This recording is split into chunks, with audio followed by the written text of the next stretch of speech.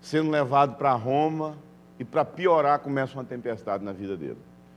E muitas vezes a gente está sendo levado para um lugar que a gente não quer, amarrado, e para piorar começa uma tempestade. E eu falo sobre quais posturas Paulo toma no momento de tempestade na vida dele. Isso aqui é uma palavra da minha amada, vivendo o temor do Senhor, uma palavra muito boa, falando de como você vive o temor do Senhor na sua vida. Inclusive é uma aula que ela dá em Jovens com a Missão. Falei alguma coisa sobre o enfraquecimento da figura paterna, da figura masculina, mas você tem todo o conteúdo aqui. O significado de ser um discípulo de Cristo, eu separo multidão de discípulo de Cristo. Como você realmente deixa de ser multidão. Hoje nós temos dois grupos de pessoas dentro das nossas igrejas. Existe um grupo dentro das nossas igrejas que está buscando resolver sua vida. Existe um grupo na nossa igreja que estão inquietos, porque querem descobrir de Deus como eles podem resolver a vida das pessoas. Entendeu? Esse prefiro estar nesse segundo grupo, né? Isso aqui é um complemento dessa mensagem aqui. Discípulo ou multidão? Isso aqui é uma palavra que eu dei no Ceará, no congresso da Igreja do Evangelho Quadrangular, uma palavra muito forte a respeito dessa multidão aí que mais quer a bênção do que propriamente conhecer o abençoador. Fundamentando valores, que é uma palavra onde eu falo a respeito de como os seus valores estão trocados e invertidos na sua vida. Marcas de uma geração imatura, é muito próximo a essas duas mensagens aqui, elas são bem parecidas no sentido de uma sequência. Marcas de uma geração imatura e a era dos adultos infantilizados. É muito boa essa mensagem aqui. Um coração disposto a aprender, série maturidade também. Como eu posso ter um coração disposto a mudar e aprender mais de Deus? Isso aqui é uma palavra da minha amada, onde ela fala sobre debilidade emocional, dentro daquela ideia ali do Sansão, que era forte, mas não podia ver um rabo de saia, entendeu? Então, essa palavra aqui é muito forte, muito bom mesmo. Crise da sexualidade infantil. Querido, é assustador hoje a quantidade de crianças com 2 anos dizendo que são homossexuais. Então, você vai entender aqui, principalmente as mulheres, como ajudar uma criança. Você que é mãe solteira, você que não tem a figura paterna dentro de casa e percebe que seu filho menino está tendo índices, está tendo sinais de que pode ter uma inclinação à homossexualidade. Isso aqui é uma palavra muito significativa para você e conselheiro que vai enfrentar isso nos seus gabinetes, aí, no seu aconselhamento e no seu discipulado. Quem sou eu? Essa palavra tem muito a ver com identidade também. É uma outra palavra, dentro de um outro ponto de vista, falando a respeito de identidade. Por favor, passe lá. Agora tem uma outra promoção. Em vez de... Cada DVD desse vai sair, aí estava saindo a R$12,50, né? Com 12, né? Agora é R$10, tá bom? Adquire lá, dá de presente, aproveita e dá aquela cobrada. Agora você não me escapa, agora é R$10 agora, entendeu? Cobra do seu irmão aí que ele vai pagar, entendeu? Amém, Jesus. Bênção. Vamos orar mais uma vez? Não precisam se levantar, pode permanecer assentados. Pai, muito obrigado por essa manhã, pela Tua bondosa graça para conosco. Nós te damos a Ti toda a honra, toda a glória. Queremos aprender com o Senhor, queremos crescer em maturidade, queremos conhecer nossa identidade no Senhor. É por Jesus que oramos. Amém. Como eu disse desde o início, nós vivemos um tempo de crise. E eu acredito que uma das principais crises que nós vivemos hoje na igreja é uma crise de identidade e de vocação.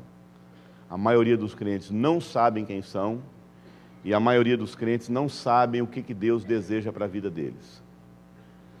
E hoje vocação não é levada a sério, prosperidade é levada a sério. São raríssimas as igrejas que têm uma proposta séria de vida cristã. A maioria está aí sendo levada por esse rolo compressor de achar que Deus é um gênio da lâmpada mágica, que você esfrega e ele sai ali te concedendo 3 pedidos. Nós somos uma geração, como eu já disse, de crise vocacional, porque vivemos uma crise de identidade. Você não sabe o que Deus quer da sua vida, porque você não sabe quem você é nele. E se existe uma área onde nós somos terrivelmente atacados, desde o momento que você nasce, é a respeito da sua identidade. Deus sempre trata a identidade da pessoa no momento em que ela tem um encontro pessoal. Quando Jesus começa ali o seu processo de tentação no ministério dele, e aí ele tem aquele processo de tentação, qual é a primeira coisa que Satanás questiona na vida dele? Se você é um profeta? Se você é um pastor? Se você é um evangelista? Se você é um sumo apóstolo, é isso? Não, ele questionou o quê? A sua identidade. Quando eu não sei quem eu sou, amado, geralmente eu meto os pés pela cabeça e faço tudo errado. Todo pecado é, em essência, pós-crise de identidade. Você faz o que você faz porque você não sabe quem você é. Então, responder quem eu sou, isso determina radicalmente a minha identidade. A minha identidade é basicamente o cerne de toda a minha expressão de vida cristã, no sentido de que conheço a Deus, sei quem eu sou. Então, assim,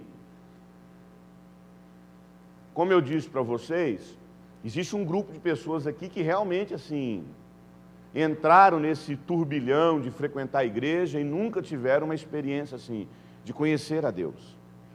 E se acomodaram no fato de que se conhece a Deus apenas indo em culto. Não conhece, amado. Você nunca conhecerá a Deus apenas ouvindo pregação. Porque todas essas pregações, todo o conteúdo que o pastor Valdenir adquire, todos os conteúdos que os pastores ministram aqui para vocês, é fruto de muita dedicação, de muito estudo. Como diz os assembleianos, para a honra e glória do Senhor Jesus, entendeu? A gente tem uma disciplina de 7 horas de meditação por dia.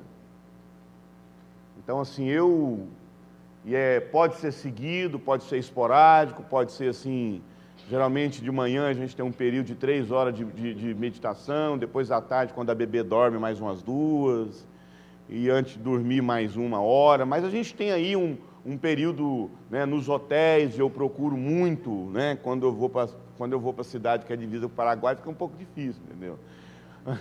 Mas quando eu estou no hotel assim à tarde, eu vou lá, e é nesse momento que eu escrevo meus livros, é nesse momento, a maioria dos meus conteúdos hoje eu adquiro mais no hotel. E eu tenho uma disciplina assim, bem rígida nessa questão de estudo. E também de conhecer o caráter de Deus, de experimentar Deus na minha vida, de ouvir Deus a respeito das decisões que eu quero tomar. É isso que faz você conhecer a Deus.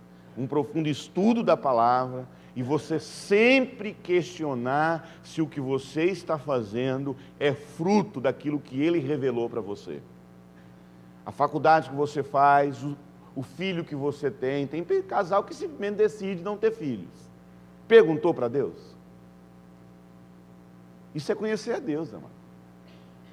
Conhecer a Deus, amado, é justamente isso. Ou você, quando tem a sua esposa, seu marido, você chega para ele e fala assim: meu bem, é o seguinte, a gente está tendo, a vida é muito difícil, é muito corrida, tudo é muito corrido, levante de manhã cedo, então para não complicar, vamos fazer o seguinte. Vamos ter 1 hora, não, 2 horas para a gente poder assim, se encontrar. Então você fala o seguinte: a vida é muito difícil, essa questão de estar convivendo junto não é fácil. Então, ao invés da gente morar junto, a gente reúne uma vez na semana. Aí a gente pega, senta, lê o testamento que a gente, né, o nosso certidão de casamento, ou que no dia tal, vamos cantar as canções que a gente cantou lá no casamento, vamos ver o nosso DVD para a gente chorar, para a gente ver. E a gente canta, a gente fica 2 horas assim com muita intimidade, e aí depois de 2 horas a gente fala o seguinte: beleza, nos abraçamos, tivemos nosso momento junto, agora você vive a sua vida, eu vivo a minha. Isso é casamento?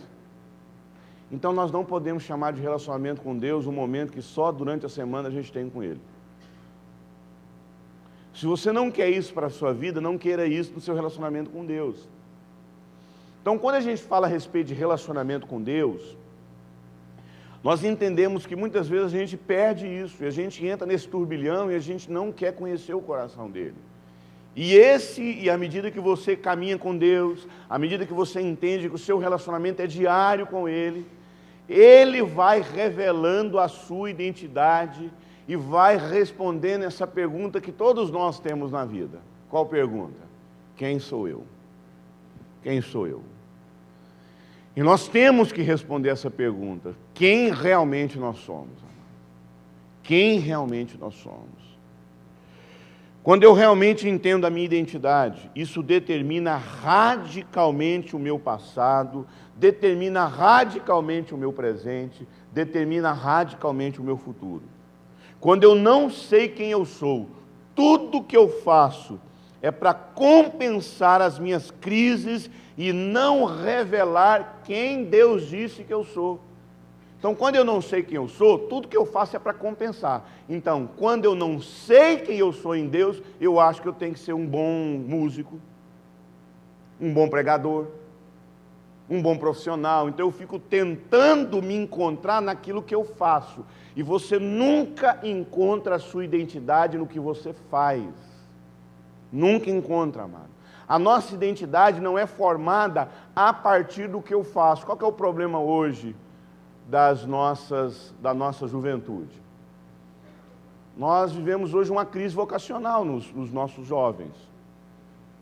Porque eles não sabem quem eles são. Por que não sabem quem eles são? Porque não foi gerado dentro de casa. Está todo mundo fora de casa. Os nossos filhos não convivem mais com seus pais. Sempre são cuidados por uma terceira pessoa. Nós vivemos, como eu já disse para você, a terceirização dos nossos filhos. Outras pessoas cuidam dos nossos filhos. E o ambiente gerador de identidade deveria ser a família. Então nós não conhecemos a nossa identidade. E aí nós somos uma geração do vestibular, dos cursinhos, dos ProUnis, né? Onde eu não sei o que eu vou fazer, aí eu fico fazendo um monte de vestibular para ver qual que eu vou passar para me fazer faculdade. Porque na tentativa de fazer uma faculdade eu vou descobrir quem eu sou. A maioria das pessoas hoje não sabem quem elas são. Estão fazendo faculdade para se descobrir. E é por isso que desvia lá na faculdade. Porque o crente, ele não deveria fazer faculdade para se descobrir. Muito pelo contrário. Sei quem eu sou e vou buscar na faculdade uma ferramenta para desenvolver melhor aquilo que Deus já disse quem eu sou. Você nunca descobrirá quem você é se você não entender que isso é em Deus. E a gente fica compensando a nossa crise com atividades. Como eu já disse, primariamente as nossas derrotas diante do pecado estão ligadas diretamente a uma crise de identidade e não uma tentação sobremodo elevada na sua vida. Satanás, quando chega diante de Jesus, ele é tentado na sua identidade através por aquilo que ele podia. Vou repetir. Quando Satanás tenta Jesus, ele é tentado na sua identidade através daquilo que ele podia fazer. Se você é filho de Deus, transforma pedra em pães. Sabe qual que é o nosso problema? A gente transforma. Todas as vezes que o diabo chega para você e fala assim, se você for filho de Deus, faz isso. O que a gente faz? Faz. Quem é você? Eu sou filho de Deus. E porque eu sou filho de Deus, eu vou te mostrar. A gente dá carteirada na cara do povo. A gente dá carteirada na cara do diabo, dizendo, eu sou filho de Deus, eu vou provar para você. Amado, eu vou ser sincero com você. Até porque a tentação de Jesus, assim, é complicada a tentação dele, meu. Porque Jesus, assim, quem leva Jesus para o deserto? Deus ou o diabo? Deus. Amém? Foi Deus que levou Jesus para o deserto. Quem levou Jesus para o monte? Hã? Quem levou Jesus para o monte lá? Primeiro Deus leva Jesus para o deserto. Mas quem pega Jesus, tira do deserto e leva para o monte? O diabo. Quem leva Jesus para o templo? Hã? O diabo. Ora, para ser o contrário, parece que quem leva a gente para o deserto é o diabo. Mas quem leva a gente para o monte, para o templo é quem? É Deus. Sinceramente, amado, quem levou Jesus para o templo foi o diabo. E quem levou Jesus para o deserto, levou Jesus para o monte, foi o diabo. Agora, por que o diabo leva Jesus para o monte? Para falar o seguinte: me adora e eu vou te dar tudo. Essa proposta de que você vai adorar a Deus e Ele vai dar tudo, você sabe quem faz essa proposta? Satanás que faz essa proposta. Essa proposta de que você tem que, assim, fazer uma coisa assim para impressionar Deus, porque Deus vai te dar alguma coisa, isso tem origem, sabe onde? No capeta. Essa proposta de que pula daqui que Deus vai te salvar, isso é do diabo. Eu vou falar uma coisa para você. Quantas das vezes a gente sobe lá em cima e pula lá de cima porque a gente tem certeza que os anjos vão ajudar a gente e no final o que acontece com a gente? A gente se esborracha lá embaixo. Então eu tenho dúvida se quem está levando as pessoas para os templos evangélicos hoje é Deus ou se é o diabo. Que a Bíblia mostra o diabo levando Jesus para o templo. Porque quando Deus leva alguém para o monte, sabe para que é? Para essa pessoa ser um sacrifício diante de Deus. Sacrificar muita coisa diante de Deus. Quando o diabo leva pessoas para o monte, é para oferecer um monte de coisa para ele. E hoje as pessoas estão subindo no monte, não é para serem um melhor marido, pedindo para ser um melhor esposo, um melhor amigo. As pessoas estão subindo no monte hoje para exigir de Deus, porque afinal de contas eu estou levantando nas madrugadas, estou buscando a tua face e o Senhor tem a obrigação de me dar as coisas agora, Deus. E quando o diabo leva Jesus no templo, ele sabia que se ele pulasse lá de cima, quem está embaixo? Uma multidão, sim ou não? Estava no templo. E quando aquela multidão olhasse Jesus sendo descido por anjo, o que aquela multidão ia fazer? É o Messias. Então Satanás quis mudar a proposta de Cristo, que não passasse pela cruz. Ele queria fazer com que as pessoas o aplaudissem, sem que ele passasse pela cruz. E infelizmente hoje, as pessoas estão indo para as nossas igrejas para serem aplaudidas e não passarem pela cruz. Então, a gente vive hoje um cristianismo às avessas, gente. A gente vive hoje um cristianismo completamente às avessas. Muitos estão perdidos na igreja, porque não sabem quem elas são. E diante da tentação de Satanás, elas estão sucumbindo nas suas crises de identidade. Quem sou eu? Qual é a minha verdadeira identidade? Esse é um dos pontos mais sérios de conflitos na vida das pessoas. Querido, quando você conhece a Deus e passa a viver por essa convicção e não pelas suas necessidades, você precisa entender isso. Crente não vive pela necessidade de provar alguma coisa. Crente vive pela convicção daquilo que Deus já revelou a respeito dele. Eu não tenho necessidade de ficar provando. Isso é um problema sério. Jesus veio para provar quem ele era ou revelar quem ele era? Hã? A gente passa a maioria das vezes querendo provar para Deus e para as pessoas do que naturalmente deixar que Deus revele. Você não tem que ficar aí em crise porque você não tem oportunidade na vida. Eu acho interessante meu Jesus, ele começa o ministério com 30 anos, para mostrar que não tem ansiedade. A gente vive hoje uma crise, amado, enorme, uma crise de perda de tempo. As pessoas hoje, elas ficam com a sensação de que tudo na vida é uma perda de tempo, então é perda de tempo criar filho, é perda de tempo parar uma vida 4 anos, 5 anos para criar uma criança. Então hoje nós somos uma geração que uma criança nasce com 4 meses, ela já está numa creche. Porque a gente precisa provar para a vida que a gente vai vencer, a gente não vai parar a vida. Não é prioridade educar os filhos nos dias de hoje. Prioridade é a carreira profissional, prioridade é a emancipação financeira, é achar o nosso espaço na sociedade. Então, falar a respeito de identidade, amado, é entender que à medida em que você conhece a Deus mais e mais, sua identidade nasce, e você começa a focar o que Ele quer da sua vida, o que Ele deseja para a sua vida. Eu acho interessante esse texto de Gálatas 4:1, que diz o seguinte: durante o tempo em que o herdeiro é menor, essa palavra herdeiro aí está falando durante o tempo em que a criança, lembra quando eu disse para você, a criança tem consciência da mãe? A ovelha tem consciência do pastor? A ovelha chega lá diante do pastor e falando, olha, eu sou como você, nós somos idênticos, eu sou ser humano, você é ser humano. A ovelha fala isso? Não, a ovelha é um bicho.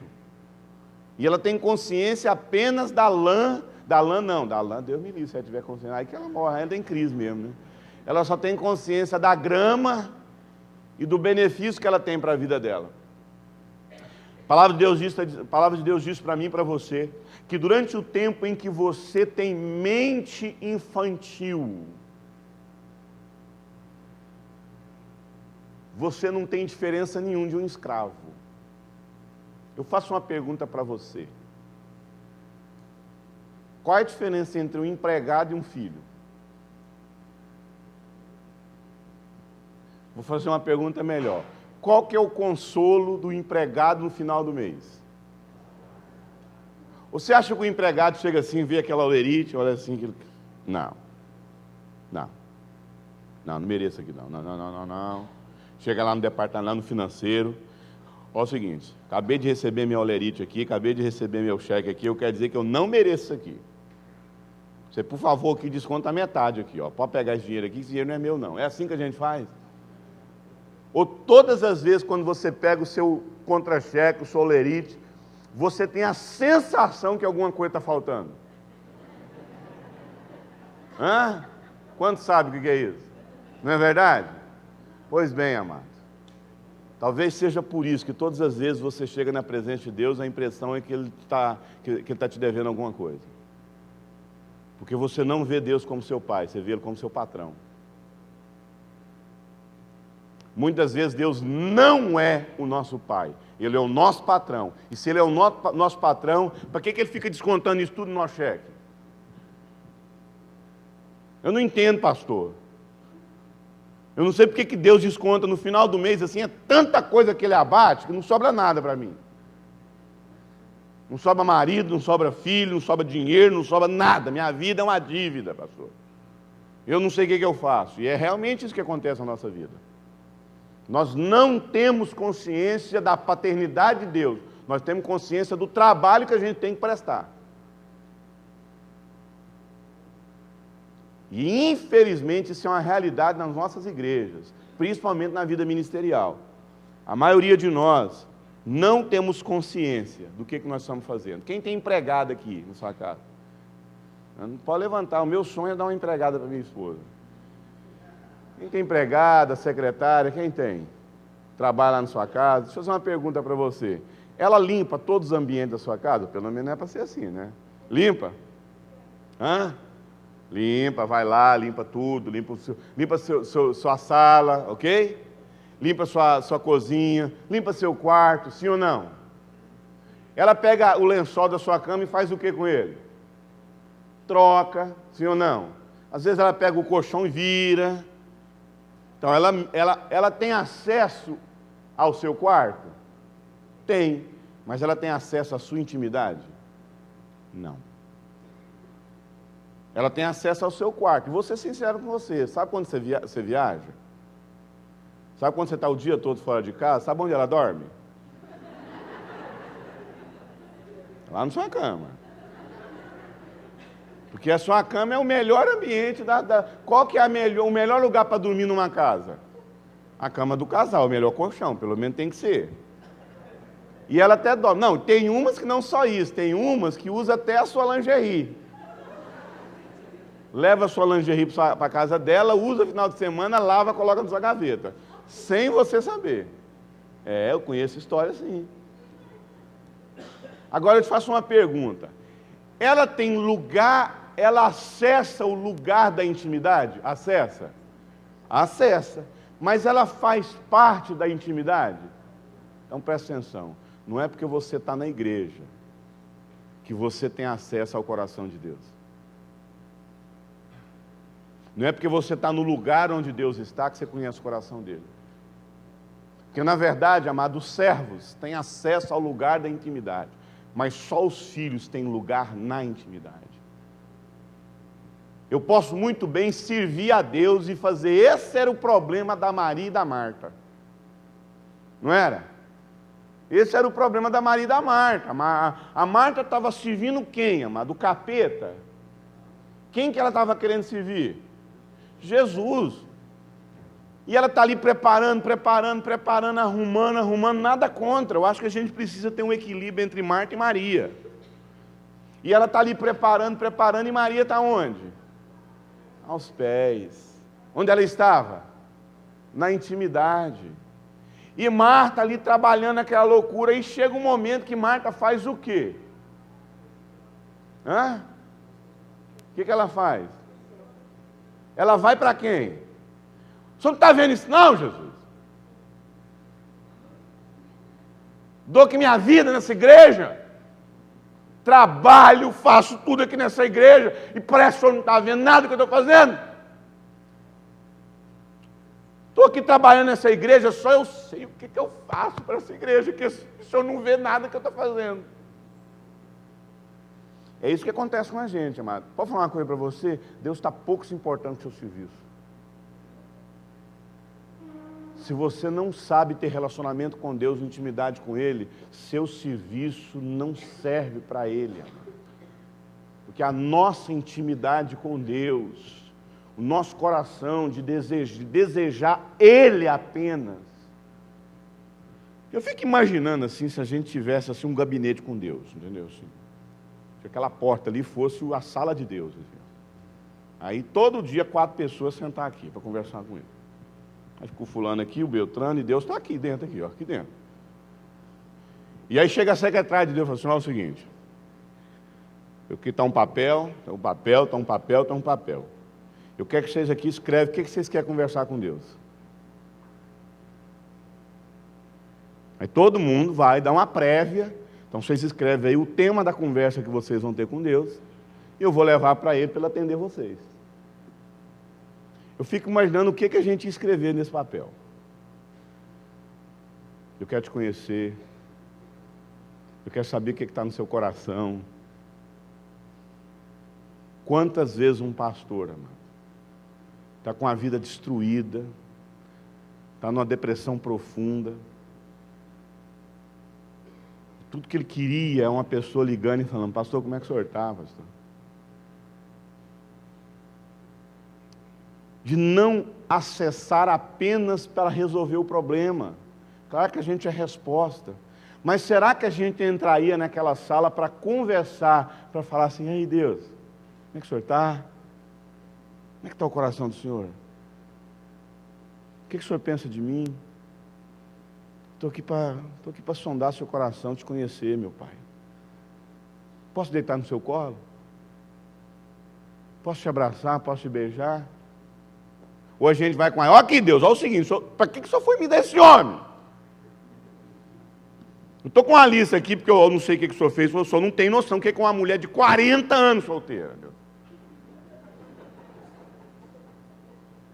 Jesus, o senhor estava com a cabeça de me fazer nascer nessa família. Essa mulher que o senhor, essa praga do Egito que eu tenho na minha vida, por que o senhor permitiu que eu tenha isso na minha vida? O que teria na nossa lista quando a gente fosse conversar com Deus? Mas é isso que a gente faz com Deus todo santo dia. A gente tem uma lista de dívidas, de necessidade. Muitas vezes nós não temos uma igreja, mas nós temos um sindicato. E a gente tem um sindicato assim que, sinceramente, se Deus não atender a gente faz greve de fome. É ou não é? Sim ou não? É o que eu vejo hoje. Hoje não tem igreja, tem sindicato. Não tem pastor, tem xerife. Nós somos assim um povo assim que está buscando diante de Deus, nem que a gente invada. A gente vai assim, tomar posse mesmo da terra. E tem muita gente achando assim que é filho, né? Tudo sem terra, entendeu? Está assim, invadindo mesmo assim, falando, Deus, quando não dá, a gente invade e toma posse. A gente acha, e eu fico pensando assim, o que seria, amado, se Deus realmente fosse tratar a gente da forma que a gente trata Ele. Fico imaginando como é que seria Deus tratando a gente da forma como a gente trata Ele. O problema é que nós sempre queremos buscar atividade sem antes buscar identidade. A gente sempre está preocupado em o que a gente vai fazer, o que eu vou produzir, o que eu vou fazer, do que propriamente o que eu vou ser. Ontem aqui, infelizmente, eu ouvi a frase que denuncia a nossa crise de identidade. Porque quando a gente descobre que a gente não conhece a Deus, automaticamente a nossa boca já fala da nossa crise de identidade. O que saiu na boca da maioria das pessoas? O que eu vou fazer? O que eu vou fazer? Quando a pessoa chega com a vida arrebentada, o casamento destruído, a vida de solteiro destruída, tudo arrebentado na vida, qual a primeira pergunta que as pessoas fazem para mim? Pastor, o que eu faço? Nada. Foi fazendo que sua vida virou isso. Então a primeira coisa agora, você vai parar de fazer e ouvir e conhecer a Deus na sua vida. Não tem situação mais terrível de você fazer algo quando você está em crise. É na crise que a gente para de fazer. E se você percebe que você tem uma crise de identidade, não namore, porque você vai fazer escolhas erradas. Se você tem crise de identidade, não execute. Pergunte para Deus e seja sincero para as pessoas. Eu ainda vou me resolver. Vamos pensar hoje nos casamentos. O que tem de gente mal resolvida casando é um absurdo. Vamos pensar em liderança. O que tem de gente mal resolvida tentando resolver o problema das pessoas é um problema sério. Então nós deveríamos focar o nosso relacionamento com Deus, quem realmente Deus é, antes de problema, antes de querer produzir alguma coisa para Deus. Eu acho interessante esse versículo de João 8,14, maravilhoso, né? Na verdade, eu até falei isso. A prática do pecado é, em essência, uma crise de identidade. Esse versículo aí de João 8 é maravilhoso, eu amo esse texto. O meu testemunho é esse, Jesus falando. Sei de onde vim e para onde vou. Isso aí, amado, ó, isso aqui é a essência daquilo que você faz para Deus. O meu testemunho é esse. Jesus falou assim, eu não tenho nada para falar a não ser isso. Sei de onde vim. De onde ele veio? Do Pai. E ele sabia para onde ele ia. E por que ele sabia de onde ele ia? Porque ele conhecia a origem dele. Quem é Alice, né? Alice dos Países das Maravilhas. Eu nunca sei se é a Alice ou se é a Dorothy que falou isso. Quem estava diante daquele gato lá? Alice, né? A Alice estava correndo atrás do coelho. E aí ela, desesperada, tentando achar aquele coelho, ela encontra um gato. Aí o gato pergunta, para onde você vai? Aí ela fala, para qualquer lugar, porque quando a gente não sabe de onde a gente veio, e nem para onde a gente vai, qualquer lugar serve. Quando eu não sei quem eu sou, qualquer namorado serve. Quando eu não sei quem eu sou, qualquer igreja serve para frequentar. Quando eu não sei quem eu sou, qualquer pregador serve para me ouvir. Quando eu não sei quem eu sou, qualquer livro serve para me ler. Quando eu não sei quem eu sou, qualquer forma de criar filhos serve. Então, o segredo da vida cristã é, sei de onde vim e para onde vou. Então, você deveria focalizar muito mais de onde é que você nasceu. Qual é a sua origem? Qual é o seu DNA? Qual é a essência da sua vida? Do que propriamente estar preocupado naquilo que você vai fazer. Jesus sabia para onde ele ia, porque ele sabia exatamente a origem dele. Qual é a sua origem? Então a segunda pergunta que eu tenho para fazer para você. Primeira foi quem você é. A segunda pergunta que eu tenho para fazer para você é: de onde você veio? De onde você veio? Ah, eu vim daquele problema lá da minha casa. Ah, eu vim de uma família disfuncional. Ah, eu vim de um adultério. Ah, eu vim de um pai endemoniado, de uma mãe frustrada, em depressão. Talvez seja exatamente esse o motivo que você não consegue descobrir sua identidade. Porque Deus na sua vida é mais uma religião como uma pessoa tem aí fora. E não a origem da sua vida. E não o motivo de você realmente saber quem você é. A identidade é a consciência de quem Deus diz quem eu sou. Vamos falar isso, identidade? É a consciência de quem Deus diz quem sou. A partir do conhecimento que eu tenho dele. Você nunca saberá, querido, quem você é, se você não saber quem Deus é. Quem Deus é? O seu Pai. Esse que Jesus diz.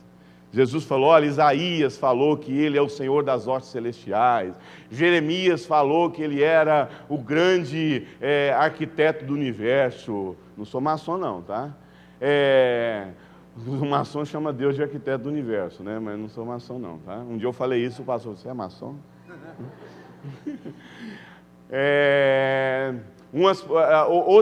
Outros falaram que Deus é um grande general de guerra, Senhor das hostes celestiais. Mas Jesus chega para todo mundo e fala assim, sabe quem Deus é? Seu Pai. Isso é que te cura. Amado, não é saber que Deus é um meu, que eu sou um soldado para Deus, eu sou um guerreiro, não, amado. O que me cura é saber que Ele é meu Pai. Qual era o segredo da vida de Jesus? Ele sabia quem Ele era e quem Ele era. Ele nasceu sabendo que Ele era o Filho de Deus? Boa pergunta, né? Jesus era um super bebê? Assim, ele estava lá no berço, né? Aí Maria chegava e falava assim, neném lindo da mamãe, que já mais bonitinha. Aí o José chegava, neném lindo do papai, que coisa mais linda. Aí Jesus olhava para eles assim, pensava assim, meu Deus, até quando eu vou ficar limitado desse corpo humano?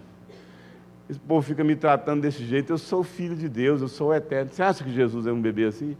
Você acha que Jesus, quando ele estava assim, com 3, 4 aninhos, estava sentado na perna de José, aí passou um meteoro, e aí rasgou assim o céu, aí José fala assim, Jesus, ó aqui, ó filho, está vendo aqui lá? Aquilo é um meteoro, que ele passa no céu, e aí foi Deus que criou. Aí ele olha para José e fala assim, eu não sei, eu sou o alfa e o ômega, o princípio e o fim, inclusive foi você que eu criei. Você veio de mim, nada existiu antes de mim. Jesus era assim? Não, deixa eu te falar uma coisa. Jesus não sabia que ele era o Filho de Deus. Jesus foi um bebê como qualquer bebê. Jesus foi uma criança como qualquer criança.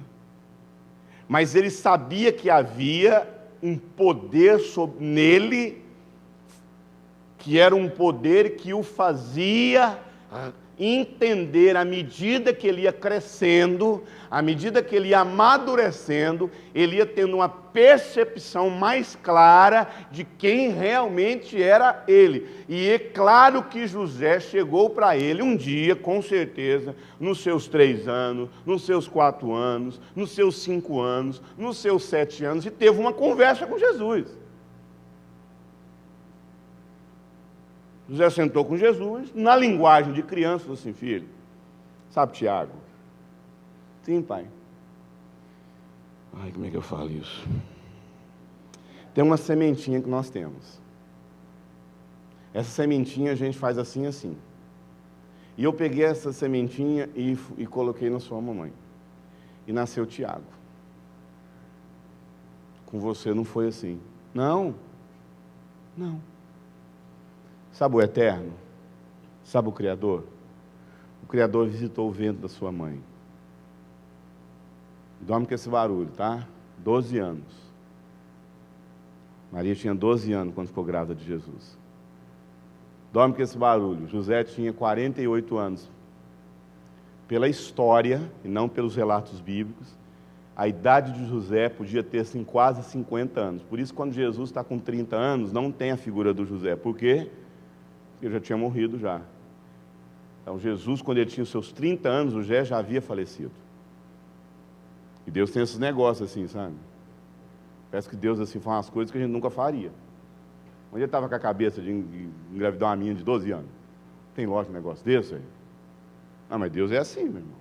Às vezes Deus faz umas coisas que você nunca mais vai imaginar que Ele faria. Na nossa cabeça parece que as coisas funcionam de uma forma, na cabeça de Deus, só Ele sabe o que Ele está fazendo. Por isso que o desafio da gente conhecer o coração dEle. E não ser refém das circunstâncias. E Jesus, naquele momento assim, ouvindo José falou assim, vem cá, Jesus, deixa eu mostrar umas coisas. Está vendo aqui? Vamos conversar com os pastores. O que aconteceu naquela noite? Pois é, naquela noite, Jesus, veio anjos dos céus e cantaram glória a Deus nas alturas, paz na terra aos homens de boa vontade, porque na cidade de Nazaré, na cidade de Belém, nasceu Jesus, que é o Senhor e o nosso Salvador. Jesus, anjos vieram, tinha uma estrela. Aí Jesus ouvindo aquilo. Jesus, vem aqui, olha aqui na despensa. Está vendo esse caixotinho aqui, vamos assim dizer? Aqui tinha ouro, foi por isso que a gente reformou a marcenaria, foi por isso que a gente mobiliou a casa, foi por isso que a gente conseguiu fazer alguma coisa, porque eles mandaram ouro para a gente. Quem? Reis que vieram de vários lugares do mundo seguidos por uma estrela, como diz a profecia bíblica. Aí mostrou a profecia bíblica. E você foi envolto numa manjedoura, como diz a profecia bíblica. Jesus, você é o Messias prometido. Jesus, criança, ouvindo isso. Jesus, você...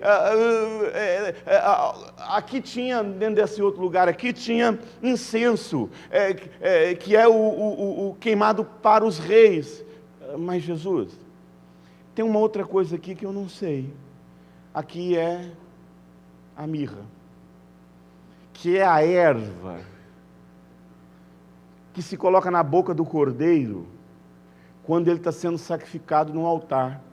Por que será que tem isso aqui? Isso despertou Jesus.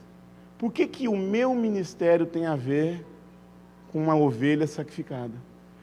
E Jesus foi pesquisando os textos, porque ele descobriu. Lembra quando você lê a Bíblia e parece que aquele texto está falando com quem? Com você.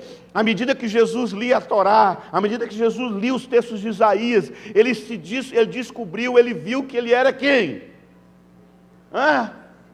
Até o dia que não foi alguém falando, não foi o pai dele falando, não foi a mãe dele falando, não foi nem mesmo o texto sagrado que falou com ele. Tudo que Jesus fez foi através do testemunho que a família dele deu para ele, a respeito dele. Você sabe por que os nossos filhos são perdidos? Porque a gente não testemunha a respeito da fé que nós temos por eles. Porque fala para mim, amado, se aquele homem não teve fé, José, teve, amado. É fácil para a gente ler na Bíblia, eu quero ver viver o que ele viveu. Chega lá aquela menina, José, foi meu amor, estou grávida, noiva, amado, de quem? De Deus. A Bíblia fala que ele teve que dormir para conseguir Deus falar com ele, tão agitado que ele estava. As pessoas assim chegam para mim, Deus fala com muito insônia. Geralmente, pessoas que Deus fala muito insônia é porque ele só dormindo que Deus consegue falar com ele, né?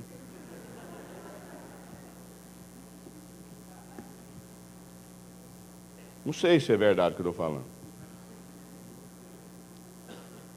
Agora, para nós é fácil, amado. Para nós é fácil entender, querido, essa história. Agora eu quero ver você. Eu quero ver você pegar a sua esposa com 9 meses, porque ela nasceu quando? Quando José pegou aquela mulher, colocou num jumento e levou lá para Jerusalém, sim ou não? Então ela já estava como? Ela estava como? Para Belém, ela estava como? Preste.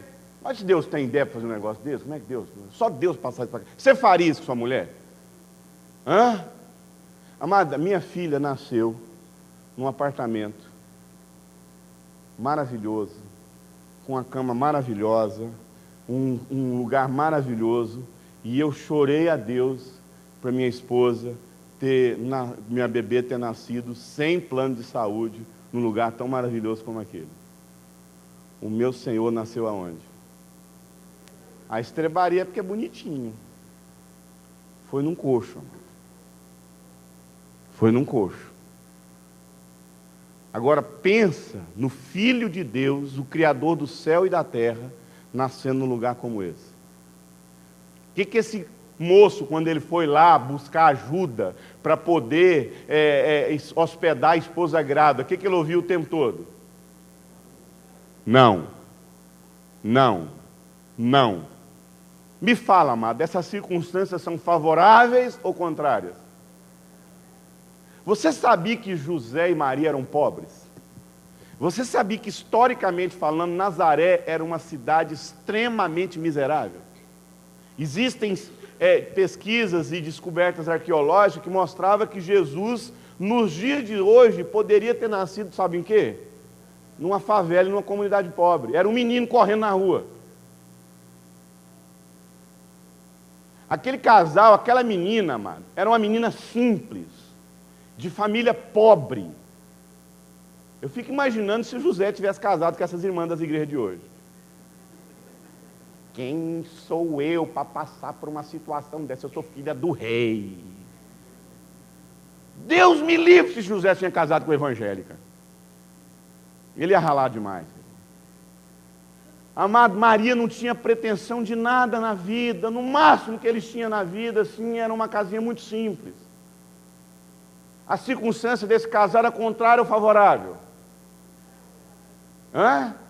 Contrária. Aí me chega Deus falando para essa menina de 12 anos que ela ia ficar grávida do Filho de Deus. Dorme com esse barulho. Aí chega José, ouvindo essa história. Se Deus não fala com ele, ele ia entrar em crise total. Esse casal, literalmente, amado, cumpre o propósito de Deus no meio de uma comunidade inteira, porque presta atenção, é eu e você que sabemos que o Espírito Santo engravidou Maria. Amém? Gerou o Filho de Deus na Virgem. Eu e você sabemos disso. Aquela comunidade sabia? Então o que era Jesus na boca de todo mundo? Filho bastardo. Tanto é que quando Jesus vai lá fazer milagre nessa comunidade, o que aconteceu? Olha lá. O pecado daqui da cidade aqui, falando que agora é filho de Deus. Ainda, até hoje está com essa ideia na cabeça dele. 30 anos esse menino ainda acreditando nessa mentira. Percebe? Tanto é que quando você vai ler em Marcos ou Mateus, onde fala da árvore genealógica de Jesus, aí você vai lendo lá, Jesus, o que todo mundo dizia, filho de José. Então, as pessoas sabiam que Jesus era filho de Deus? Não, pensava que ele era filho de quem? Então, Jesus, amado, entendia na vida dele, e esse era o diferencial desse casal. Esse casal viveu situações completamente contrárias, mas eles entendiam o propósito de Deus para a vida dele. Circunstâncias favoráveis ou contrárias? Quando aquele menino vai nascer, era o melhor lugar para nascer? Contrárias ou favoráveis? Quando aquele menino nasce, vem um decreto de quê para a vida dele? Contrárias ou favoráveis? Para mostrar para mim e para você, amado, que você não precisa de circunstâncias favoráveis para cumprir o propósito de Deus para a sua vida. Agora vamos falar de um outro casal. Outro casal, José e Maria. No José e Maria eu falei, Adão e Eva. Onde eles nasceram? Quem era o pai deles? Quem juntou que casal? Amado, eu vou falar uma coisa para você. Se tem um homem que não tinha dúvida que Deus deu a mulher para ele, foi quem? Adão. Deus. E aquela mulher foi tirada de onde? Dele. Deus coloca esse casal aonde? Num paraíso, amado. Um lugar tribuloso. Um vizinho endemoniado, bomba para todo lado, assim. Tinha isso. E eles tinham uma coisa que você não tem noção, amado, que é o sonho de todo homem. Tem muito homem que o sonho dele, e tem muita mulher que o sonho dela era isso. Eles não tinham umbigo. Amado, você não tem noção do que é um homem que casa com uma mulher sem umbigo. Isso é um sonho de muito homem. Você não tem noção do que é uma mulher, um homem sem umbigo. Isso é o sonho de toda mulher. Você sabe o que é um homem sem umbigo? Sem parente. Sem mãe. Sem sogra. Só tem uns dois ali, não tem parente, não tem ninguém para ficar ali se metendo na vida dos dois. Circunstâncias favoráveis ou contrárias? A casa que eles moravam era um lugar tenebroso, problemas, circunstâncias favoráveis ou contrárias? A Bíblia fala que subia da terra o quê? Vapor. Eles foram colocados em Caldas Novas, amado. Águas termais, olha. Vapor é águas termais. Que lugar maravilhoso. Ah, mas se eu morasse num lugar maravilhoso, você não tem noção como é que eu ia servir a Deus? Quem ia pregar para esse homem todo santo dia? Ah, que lugar maravilhoso. Meu marido ouvisse Deus, minha mulher ouvisse Deus, se eu morasse num lugar maravilhoso, porque o segredo da vida para um casal estar bem é uma casa maravilhosa, um lugar maravilhoso, não ter parente, é maravilhoso. Adão e Eva tinham circunstâncias favoráveis ou contrárias? Mas numa tarde, por conta de um Adão, um outro Adão, um cara assim, bombado, um cara assim, cheiroso, o cabelo do cara chegava até a brilhar assim de movimento, entendeu? Aquela coisa assim linda, aquele olho brilhoso, aquela pele maravilhosa, aquele homem assim que é o sonho de toda mulher, aparece na porta do Éden. Aí a mulher não aguenta. Ela não segura a onda e adultera, e tem um caso com outro homem, e põe a humanidade a perder, não foi isso? Não, amado, foi por causa de um lanche. Como pode a humanidade ser jogada no ralo por causa de uma goiaba? Por causa de um abacate, meu irmão. Como é que pode um negócio desse? Como é que pode a humanidade ser jogada no ralo por conta de um lanche? Para mostrar para mim e para você, amado, que não precisa de um lugar maravilhoso. Se você pode estar com a melhor esposa, você pode estar na melhor casa, você pode ter o melhor ambiente, você pode ter o melhor lugar da sua vida. Se você não acreditar na direção de Deus para a sua vida, você joga a sua família no ralo, querido. Por causa de uma besteira você joga, meu irmão. A humanidade foi jogada no ralo por conta de uma besteira, por conta de um lanche de final de dia. Você acha que o seu problema, amado, é que você não consegue viver em Deus por conta do tanto de tentação que você tem. Meu irmão, a tentação de Adão e Eva foi a coisa mais ridícula que alguém pode cair. E você pode cair numa coisa mais ridícula, porque você não confia na direção que Deus dá para sua casa. Porque você não conhece a sua origem. Você não sabe quem você é em Deus. E quando eu sei quem eu sou em Deus, e na direção que Ele deu para minha casa, isso muda radicalmente. Eu acho interessante, a palavra de Deus, ela é muito clara em dizer a respeito do nosso conhecimento. O conhecimento de Deus produz inevitavelmente a nossa identidade. E aí, amado? A identidade é a consciência de quem Deus diz que eu sou a partir do conhecimento que eu tenho dele, né? Na verdade, eu voltei aqui. Revesti-vos do novo homem criado semelhante a quem? Em Deus. Você sabe quem você é nesse novo homem, nessa nova mulher? Você para ouvir Deus, o que Ele pensa a respeito da sua vida e quem você é em Deus? Querido, quando eu sei quem eu sou em Deus, isso determina radicalmente a minha relação com a vida. E foi isso que me curou. Eu não fui curado por saber que eu sou filho de Soripe, meu pai. Eu não sou curado porque eu fiquei sabendo que eu sou filho da dona Celi. Não, amado. Eu fui curado porque eu sei que eu sou filho de Deus. Quem era Jesus? Quem é Jesus?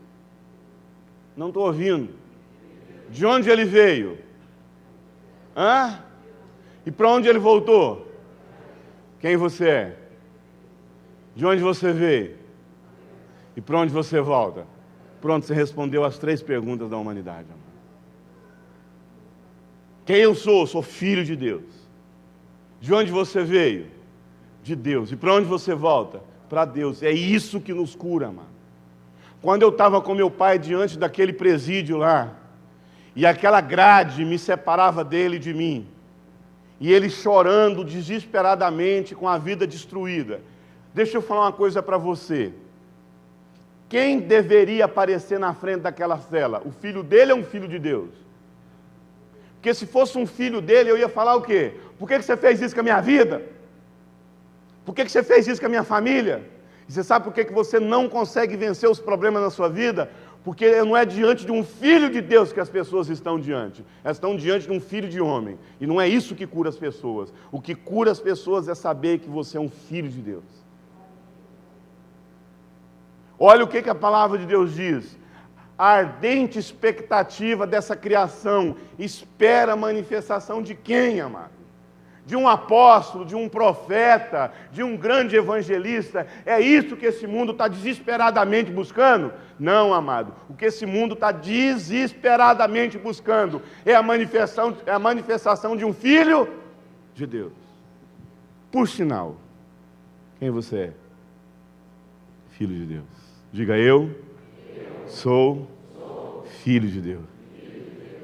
Amado, é isso que nos transforma. O que levou? Eu vou falar uma coisa para você, amado. Isso vai mudar tudo na sua vida. Você vai chegar lá na sua casa agora, e aí o povo agora vai ter que dormir com esse barulho. Esse menino chegou aqui agora em casa falando que é filho de Deus. Ué, mas foi isso que aconteceu com Jesus. Por que crucificaram ele na cruz? Porque ele se dizia quem? Um milagreiro? E eu acho interessante, assim, eu acho muito interessante essa proposta, essa ideia de quando Jesus chega ali para os discípulos dele e fala assim. Você já reparou que eu não sou muito de falar versículo bíblico não, né? Porque eu sou igual aos apóstolos. Os apóstolos falavam assim, porque no livro do profeta tal está escrito tal coisa. O que você tinha que fazer? Você tinha que ler todo o livro do profeta. E tinha um momento que nem isso eles falavam. Falavam assim, porque em algum lugar está escrito. Aí você tinha que ler todos os textos. Então, Mateus fala o seguinte. O livro de Mateus fala o seguinte. Jesus chega para os discípulos e fala assim. Quem estão falando aí que eu sou? Rapaz, você teria coragem de perguntar para as pessoas assim, ó, o que vocês pensam que eu sou? Não é? Jesus é muito irresolvido. E aí, o que estão falando que eu sou? Aí o que responderam? Tu és um profeta, Elias, Jeremias, né? Não é assim? Deixa eu te falar uma coisa. Ser profeta, ser Elias, ser Jeremias, tem a ver com Jesus? Eu acho que tem. Porque não eram profetas? Jesus era um profeta? Você acha que se alguém chegasse, se os discípulos chegassem para ele e falassem, estão dizendo que você é um novo imperador, estão dizendo que o senhor é um novo Herodes, estão dizendo que você é um novo Pôncio Pilatos, tem a ver com Jesus? Mas eles vão falar de uma coisa que tinha a ver com o quê? Com o que Jesus era ou fazia? Fazia. Jesus aceita isso? O que Pedro fala? Tu és o Cristo, o Filho do Deus vivo. Aí ele fala, isso que a minha igreja está edificada. A minha igreja não está edificada em pessoas que sabem o que elas têm que fazer. A minha igreja está edificada sobre aquilo que elas têm consciência de que são. Quem eles são? Filho de Deus. Jesus não se contenta com isso. O problema é que a gente se contenta. A gente fica o tempo todo achando que as pessoas têm que nos reconhecer como o quê? Profeta. Sendo que, na verdade, Deus não te vê como profeta. Deus te vê como? Amado, Deus não me chama de pastor, Deus não me chama de mestre, Deus não me chama de evangelista, Deus não me chama de nada. Eu nunca ouvi Deus falar assim, Eurípides, meu pastor. O que Deus me chama? Amado, não é assim que a gente trata os nossos filhos? Seu bebê nasce, aí você chega lá assim para ele e fala assim, profeta! Glória a Deus! Seu bebê está lá, você fala assim, o sangue de Jesus tem poder! Ô glória! É assim que você fala do seu filho? Qual é a única coisa que sai na sua boca? Papai, mamãe. O que você quer ouvir da boca do seu filho? Seu filho está conversando, você fica lá assim, não vejo a hora de falar siricanta, rabachurião, de errar. É isso que você quer? Seu filho, quando ele está começando a falar, tudo que você quer que ele fale, ouça no seu ouvido, línguas. É isso que você quer que seu filho fala?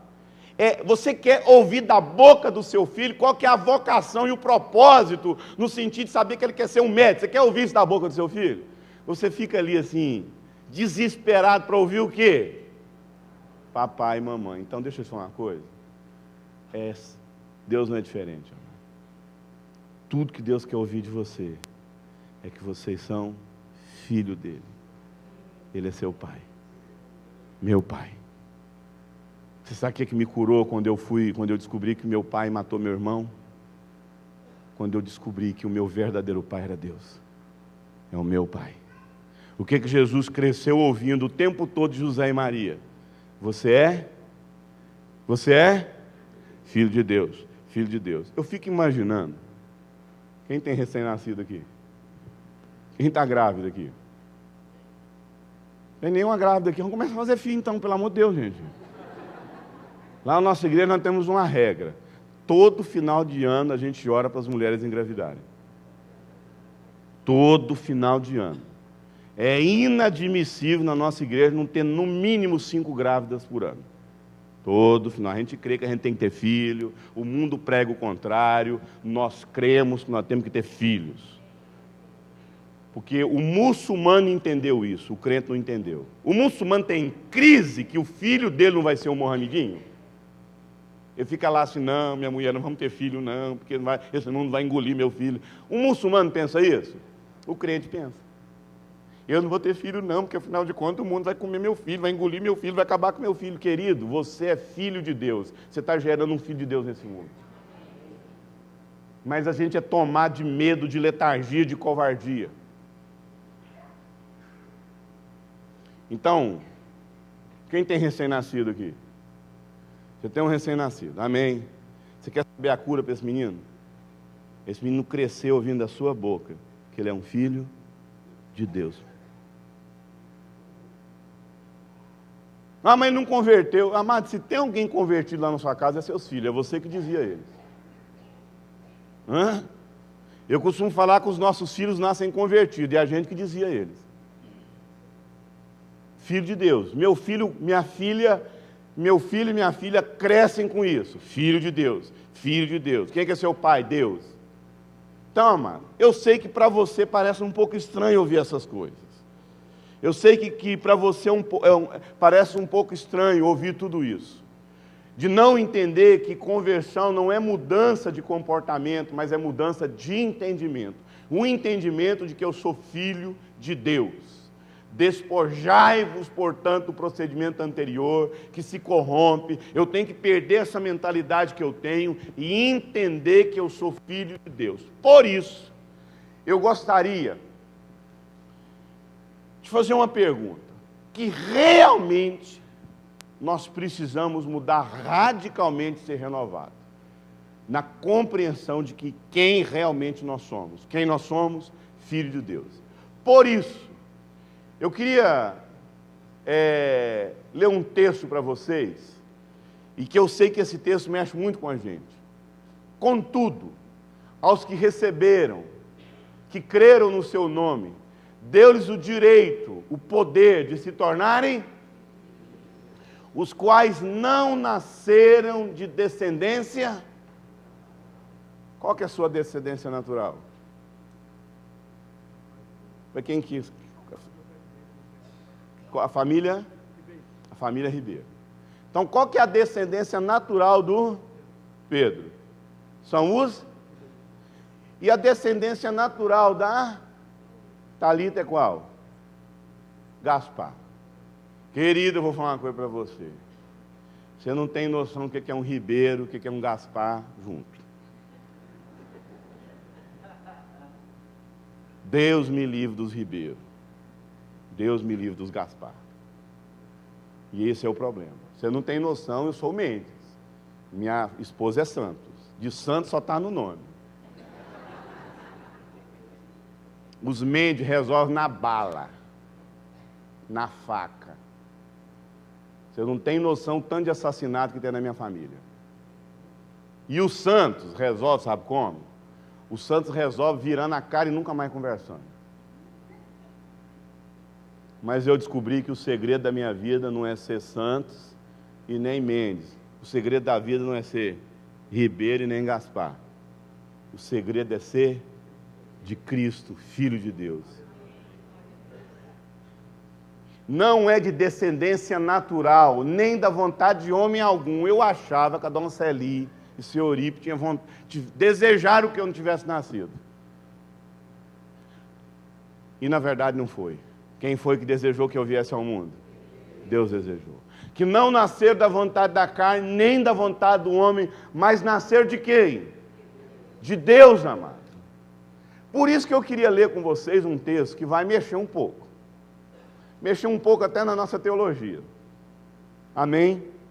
Mas eu gostaria que vocês acompanhassem a leitura aqui atentamente. Esse é aquele momento, se você sair, você entende errado. Então vamos, presta atenção no que esse texto está dizendo. Está escrito que Abraão teve dois... Presta atenção, olha aqui para mim. Na nossa vida, nós temos dois nascimentos. Abraão é o pai da fé. Abraão teve a experiência de dois nascimentos. Qual que é o primeiro nascimento? Isaac era filho do quê? Não, Ismael era filho do quê? Teve dois nascimentos. Qual foi o primeiro nascimento? Ismael nasceu fruto da carne. E o Isaac? Do espírito, da promessa. Quem aqui nasceu na carne?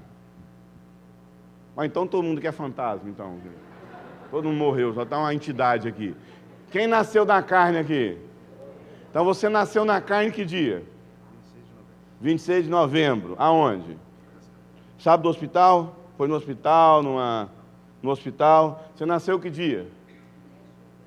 No hospital, numa fazenda, no hospital. Quem teve aqui um nascimento assim um pouco diferente de todo mundo tem coragem de falar? Nasceu aonde?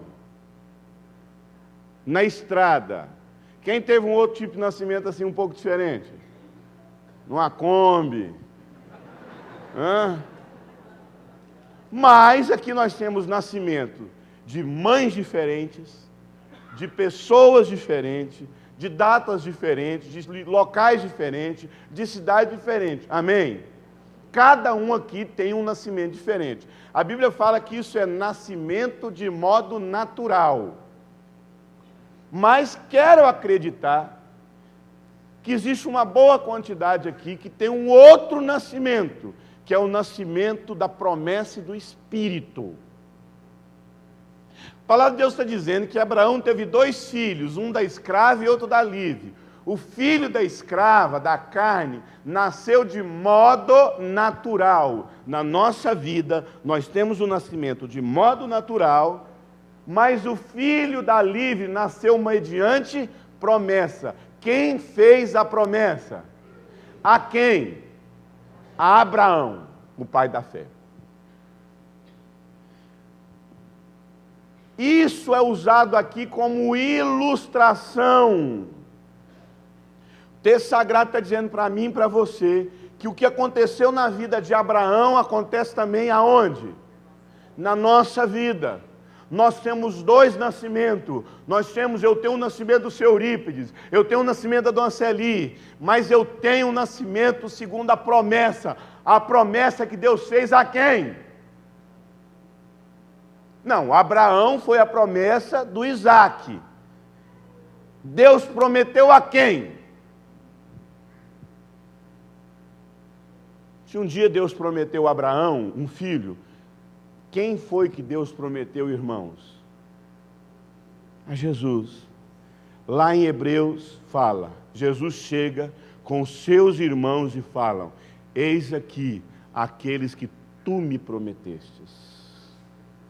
Da mesma forma que Deus prometeu um filho a Abraão, Deus prometeu uma noiva para Cristo. Deus prometeu irmãos ao filho dele.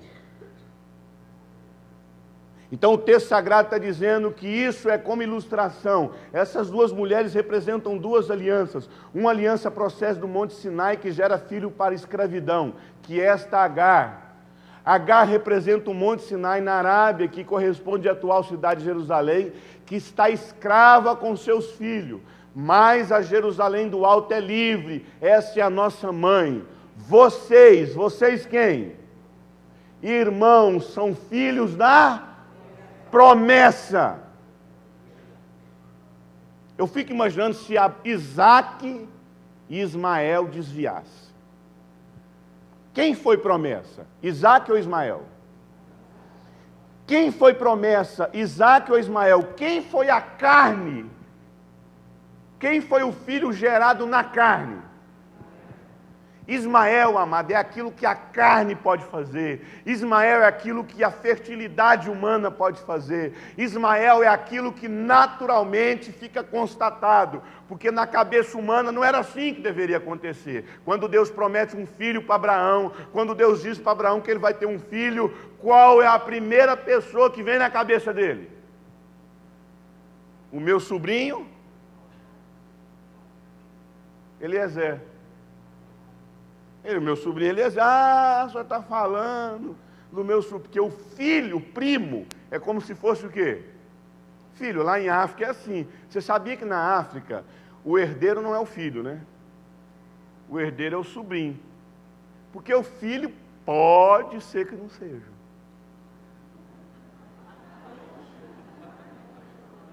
Na África é assim. Mas o sobrinho, o cara tem dúvida? Não tem como, aí. Nasceu da irmã dele, está provado, não tem como. Então, na verdade, na cultura, quando Abraão fala que aquela mulher era a irmã dele, ele estava mentindo? Por que ele não estava mentindo? Que era prima dele. Ele não mentiu, mas também não falou. Esse é o problema na nossa vida. Muitas vezes não mente, mas também não fala a verdade. Então, na verdade, o primo era tido como irmão.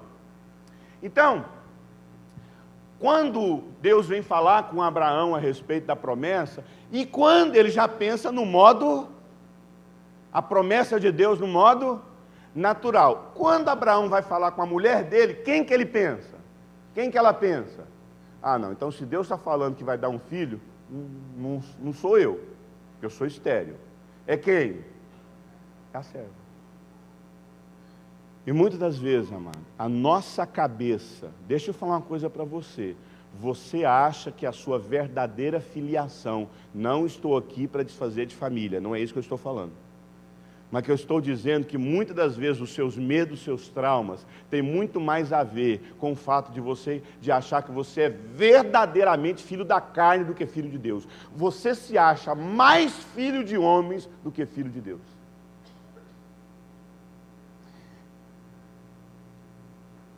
Essa é a nossa mãe. Vocês, irmãos, são filhos da promessa como Isaac.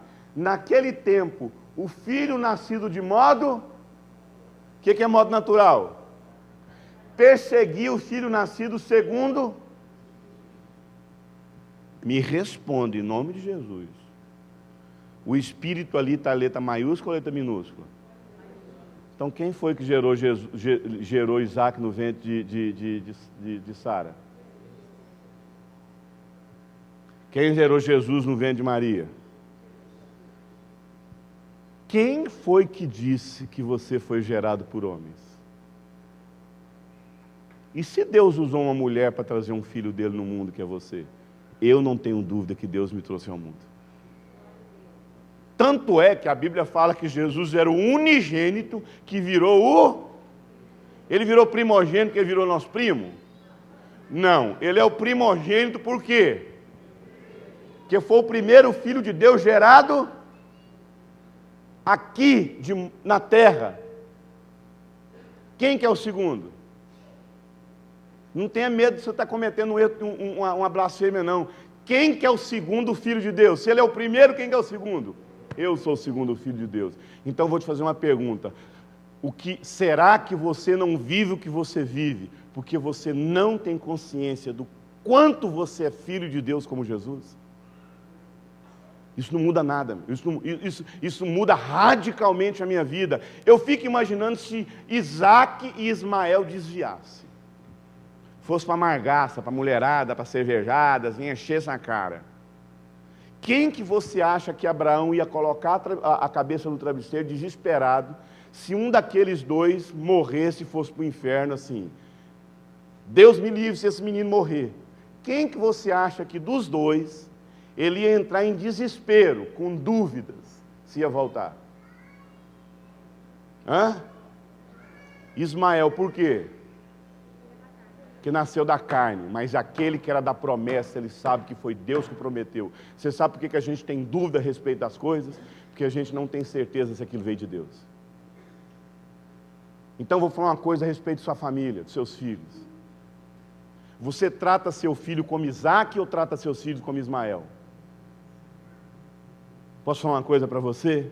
O meu filho João Pedro e a minha filha Sara são filhos de Deus. E eles vão crescer ouvindo isso. Mas se eles desviar, não sei. Eu creio que eles são filhos de Deus. Isso não tem dúvida no meu coração. Pode ter dúvida no coração deles, no meu não. Eu prefiro acreditar que a promessa que me alcançou quem? Então eu vou te fazer uma pergunta. O que é a circuncisão?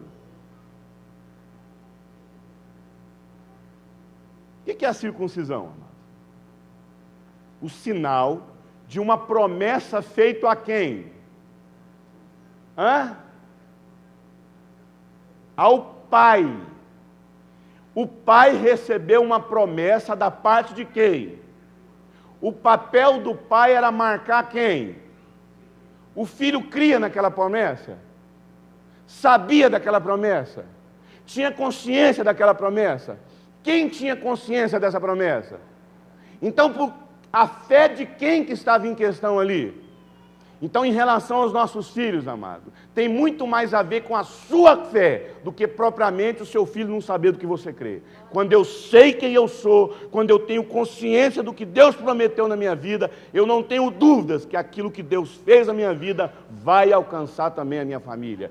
Esse é o problema. Nós não temos consciência disso, de um Deus que diz: crê e você vai ser salvo, tu e a tua casa. Nós temos muito mais consciência de uma maldição hereditária do que de uma bênção hereditária. Salvação é um legado, amado. Não estou dizendo que não exista, claro que existe a maldição hereditária. O que alguém abre uma brecha na vida de alguém, chega na vida do outro, ok? Mas e a bênção? Como é que pode Deus me alcançar e as promessas de Deus não alcançar também a minha família? Minha família estão debaixo de superiores promessas. Superiores promessas. Quem você é? De onde você nasceu? E para onde você vai voltar? Pronto. Isso não tem dúvida. É isso que nos cura. Amém? Sou filho de Deus. Quem você é? Quem você é? Para onde você volta? Quem que é seu pai? Amém, querido? Amém? Aquela pessoa que você colocou no mundo é quem? Então vou falar uma coisa para você. Se Jesus não era filho de José, era filho de Deus, o que José teve que fazer com Jesus?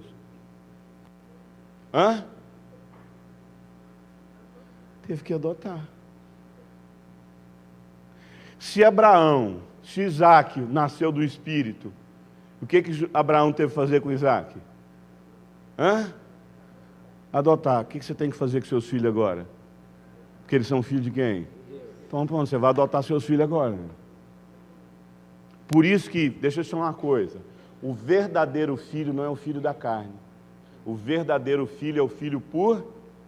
A forma como Deus gera filhos é por adoção. E é assim que a gente deve gerar também os nossos filhos. Você vai adotar seu filho, porque agora você descobriu que ele é filho de Deus, então cuida do seu filho sabendo que ele é um filho de quem? Talvez você não cuida bem do seu filho, porque você não sabe que você não é o pai dele. Você está cuidando de um filho de Deus. Imagine José e Maria cuidando daquele menino. Aí Maria chegou para José e falou assim: José, é o seguinte, não vai dar não, eu preciso trabalhar. Vou colocar esse menino ali naquela creche ali do Rabino fulano. José falou: não tem tempo para cuidar desse menino não, que o serviço da marcenaria aumentou, ainda mais depois que a gente ganhou aquele ourinho lá e a gente reformou a marcenaria, agora tem muita coisa para fazer, eu não tenho tempo para cuidar desse menino não. E é isso que acontece na nossa vida. Se a gente tivesse consciência que estivesse cuidando de um filho de Deus, a gente não faria o que a gente faz. E foi isso que Jesus quis ensinar logo quando ele tinha 11 anos para 12 anos. Um dia ele desapareceu. José e Maria ficou desesperado. Foram lá atrás dele. O que Jesus falou? O que eu estou cuidando? Então esse filho é de quem? Você está cuidando do quê? Dos negócios do meu pai. Aquela empresa lá é de quem? Você está cuidando do quê? As coisas de Deus. Amém, amado? Quando a gente entende que a gente está cuidando dos negócios de quem? Do meu pai, amado. Então cuidar de uma família, cuidar dos negócios do nosso pai, amado.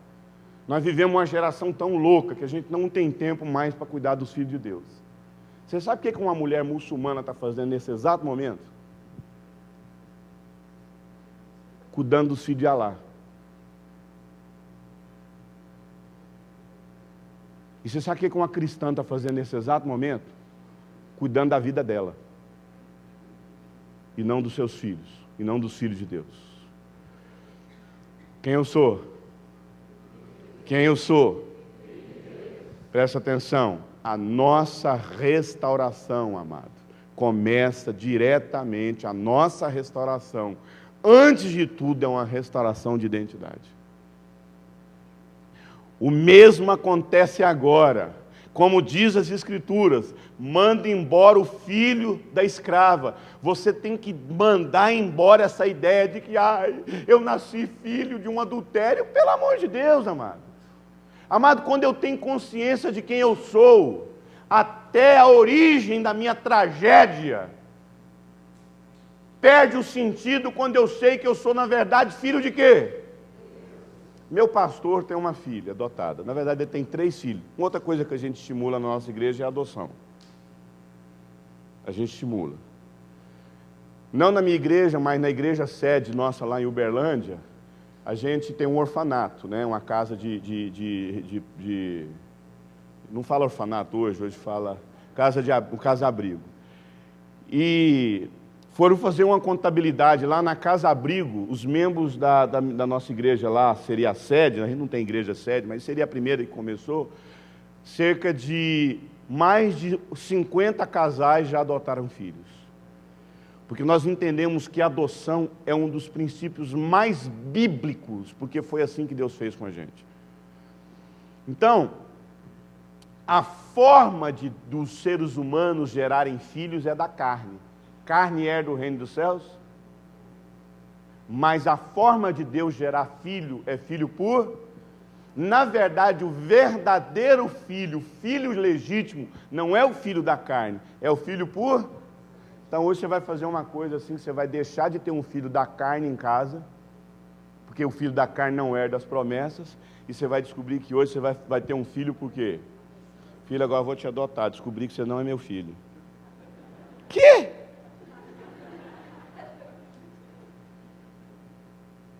Deixa eu te falar uma coisa. Essa menina aqui, ela é uma filha de Deus. Amém? Ela é uma filha de Deus. Deus usou sua filha, Deus usou o seu ventre para trazer a filha dele no mundo. Amém? Deus usou o seu ventre para trazer uma filha dele. Então, cuide dessa menina como filha de Deus e acabou. Essa menina é uma filha de Deus. Talvez Deus te usou, não sei. Não, eu tenho minhas dúvidas às vezes, entendeu? Porque às vezes Deus fez isso tantas vezes, Deus pode ter usado lá, fez isso com Jesus, por que não pode ter feito comigo? Isso é uma heresia terrível, mas bendita heresia. E se Deus me trouxe? Se eu fui gerado por Deus mesmo? Porque pai mesmo é pai de fé, meu irmão. Eu vou falar uma coisa para você. Todo homem é pai por fé, porque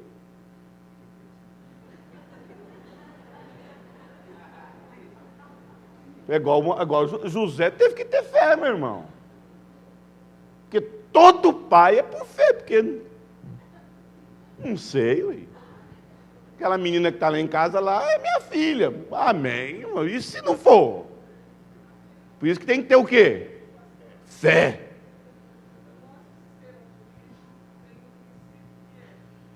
A maternidade é certa, a paternidade é presumida. Glória a Deus, tinha que ter na Bíblia isso, entendeu? Tinha que ter na Bíblia. Porque para ser pai, meu irmão, precisa de uma coisa só na vida. O quê? Fé. E o nosso problema é que a maneira como a gente cria os nossos filhos não são filhos da fé, é filhos do quê? Da carne. Então eu não quero filho meu da minha carne, eu quero filho meu da minha fé. Então o seu filho é fruto da sua carne, fruto dos seus traumas, fruto dos seus medos, fruto da sua culpa, ou é fruto da sua fé? Amém, querido? Digo, meu filho, os meus filhos são fruto da minha fé e não da minha carne. Então hoje vai ter o dia da adoção, amado. Você vai adotar seus filhos, porque você descobriu que eles são filhos, assim como você é filho de Deus. Olha só, porque o filho da carne perseguia, porque o filho da escrava jamais será herdeiro com o filho da livre. Portanto, irmãos, não somos filhos da carne, da escrava, mas somos filhos da livre. Amado, você pode ter dúvida, eu não tenho.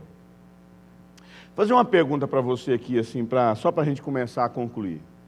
Qual é a diferença entre um canário e um líder de louvor? Qual a diferença entre um canário e um líder de louvor? Tem pastor que vai falar assim, muito, você não tem noção. O canário eu coloco lá em casa, ele canta o dia inteirinho, não tem que ter a melhor escala, ele não canta só quando tem visita. O líder de louvor só canta quando tem visita, quando tem igreja cheia. Então vai ter muito. Qual é a diferença, para não falar que eu persigo o pessoal do louvor, qual é a diferença entre um pregador e um papagaio?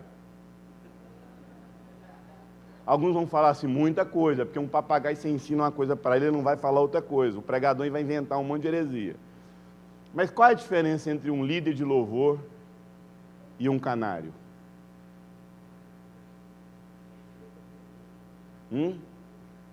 A consciência. O canário canta, mas sabe que ele está adorando o Criador? Não. Pelo menos nós deveríamos ter consciência de quem nós estamos adorando.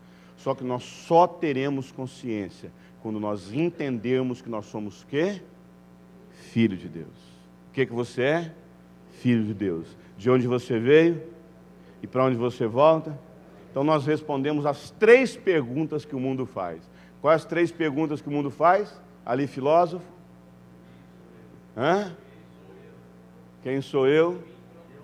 De onde eu vim? Então, na verdade, o mineiro fala... Você sabe como é que é isso na linguagem dos mineiros? Quem coçou, Dom Covim e Pão Covô, entendeu? Não haverá cura para as nossas vidas enquanto não houver uma mudança radical na nossa identidade. E qual é a nossa identidade? Filhos de Deus. Enquanto não formos transformados radicalmente na nossa identidade, não haverá compreensão. Por isso que a nossa restauração, antes de tudo, é uma restauração de quê? De identidade. Coloca a mão no seu coração. Eu queria que...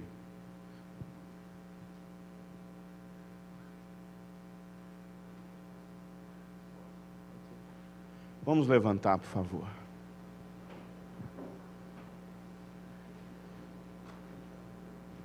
Coloca a mão no seu coração, fecha seus olhos. Eu gostaria que você falasse: meu Pai, nessa manhã, eu descobri que eu sou sua filha. Eu sou seu filho. Não é pelo que eu faço. O Senhor não quer minha atividade. O Senhor quer minha identidade. Eu sou filho de Deus, amado por Deus, aceita por Deus. Eu sou aceito pelo seu amor. O Senhor me recebeu, me adotou e me chamou de filho. Eu sou filho de Deus. O Senhor me aceitou. Eu não estou sozinho. Eu tenho família. Eu faço parte da família de Deus. E eu sou filho de Deus, comprado pelo sangue do meu irmão Jesus Cristo. E eu sou filho de Deus, amado por Deus, aceito por Deus.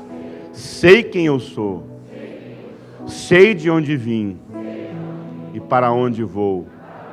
Eu sou filho de Deus e Ele me ama e me aceitou. Eu sou filho de Deus.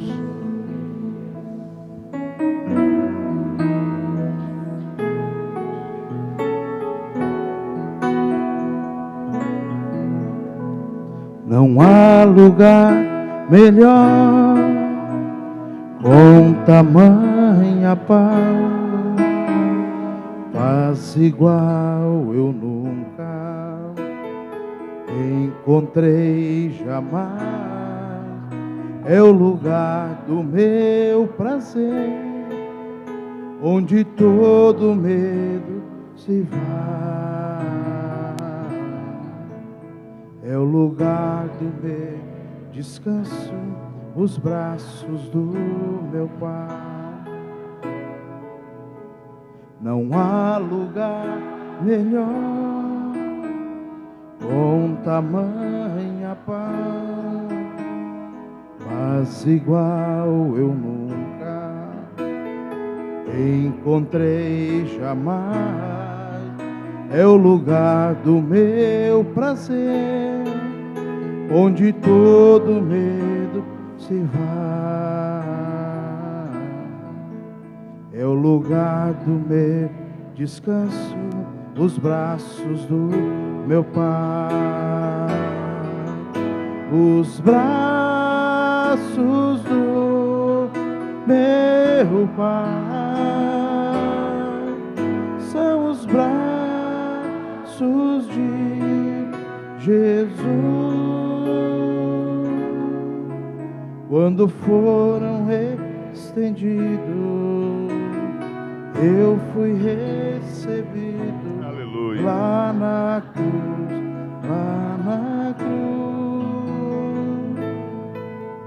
nos braços do meu Pai, nos braços do meu Pai. Meu filho, minha filha, eu te amo. Você não está sozinho, você não está sozinha nesse mundo. Eu te recebo por minha filha, por meu filho, te tomo nos meus braços. Você é meu filho, você é minha filha. Creia no meu amor por você. E se você errar, você pode ter certeza que eu vou te orientar, eu vou te guiar, e se precisar de eu te disciplinar, eu até disciplino você. Porque você não é bastarda, você não é bastardo. Você não me impressiona pelaquilo que você faz. Você é meu filho. Amado, quando a gente chama nosso filho para trabalhar com a gente, você está ali com seu filhinho, né? Para lavar o carro, para limpar uma casa. Você faz aquilo pelo resultado ou pela alegria de estar junto com ele? Então presta atenção, amado. A gente passa mais tempo fazendo tudo errado do que fazendo certo. Mas você sabe o que no final das contas vai valer a pena? É que Ele é nosso Pai. Ele é o meu Abba. Ele é o meu Abba. No português brasileiro, quando uma criança está aprendendo a conversar e ela está balbuciando, como é que ela fala a palavra papai? Papá. Você sabia que no grego, quando uma criança está aprendendo a falar pai, você sabe como é que ela fala? Abba. Então, na hora que a coisa apertar na sua casa, nos momentos onde você estiver difícil, é a consciência de que você tem um Abba. Ele é o seu Abba. Ele é o meu pai. Eu só consegui amar o meu pai carnal quando eu tive consciência de que o meu pai, o meu verdadeiro pai, me amou. Está difícil? Está difícil a vida? Você tem pai. O seu pai te ama. E no final, tudo que ele mais quer é receber você nos braços dele e falar: minha filha, meu filho. Diga comigo: eu tenho pai. Não sou bastardo. Eu tenho pai. Sou filho de Deus e amado por Deus. Amém, querido? Podeis assentar, amado.